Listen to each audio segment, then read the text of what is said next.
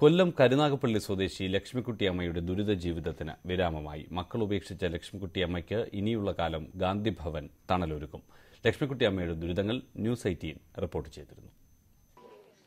അവസാന കാലത്ത് ആശ്രയമാകുമെന്ന് കരുതിയ മക്കൾ നടതള്ളിയ ലക്ഷ്മിക്കുട്ടിയമ്മയെ ഒടുവിൽ ഗാന്ധിഭവൻ ഏറ്റെടുത്തു. മക്കൾ ഉപേക്ഷിച്ചതോടെ കഴിഞ്ഞ 14 വർഷമായി അഗതി മന്ദിരത്തിലും പല വീടുകളിലുമായി അന്തിയുറങ്ങിക്കഴിഞ്ഞുവന്ന ലക്ഷ്മിക്കുട്ടിയമ്മയുടെ ദുരിതകഥ ന്യൂസ് 18 റിപ്പോർട്ട് ചെയ്തിരുന്നു. ഈ വാർത്തയാണ് ലക്ഷ്മിക്കുട്ടിയമ്മയ്ക്ക് തുണയായത്.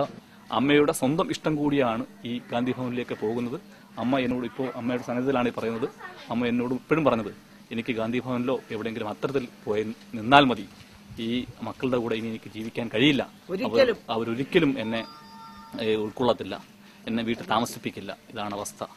കരുനാഗപ്പള്ളി തൊടിയൂർ സ്വദേശിയും 3 മക്കളുടെ അമ്മയും 73-കാരിയുമായ വൃദ്ധ പന്മന മേക്കാട് സ്വദേശിയായ അമ്പിളിയുടെ സംരക്ഷണയിലാണ് കഴിഞ്ഞ 10 ദിവസമായി കഴിഞ്ഞുവന്നത്. ഒച്ചിറ ക്ഷേത്രത്തിൽ ഭാഗവത പാരായണത്തിന് പോയ അമ്പിളി ഇവരുടെ ദുരവസ്ഥയറിഞ്ഞ് കൂട്ടിക്കൊണ്ട് വരികയായിരുന്നു. ഭക്ഷണവും തലചായ്ക്കാൻ ഇടവും നൽകി. ലക്ഷ്മിക്കുട്ടിയുടെ ദുരിതകഥയറിഞ്ഞ ജീവകാരുണ്യ പ്രവർത്തകരാണ് ഏറ്റെടുക്കാൻ സന്നദ്ധത പ്രകടിപ്പിച്ചത്. ജനപ്രതിനിധികളുടെ സാന്നിധ്യത്തിലാണ് ലക്ഷ്മിക്കുട്ടിയമ്മയെ ഗാന്ധിഭവനിലേക്ക് കൊണ്ടുപോയത്. പന്മന നെറ്റിയാട് പൗരസമിതിയുടെ നേതൃത്വത്തിലാണ് ലക്ഷ്മിക്കുട്ടിയമ്മയെ പത്തനാപുരം ഗാന്ധിഭവനിൽ എത്തിച്ചത്. ന്യൂസ് 18 കൊല്ലം.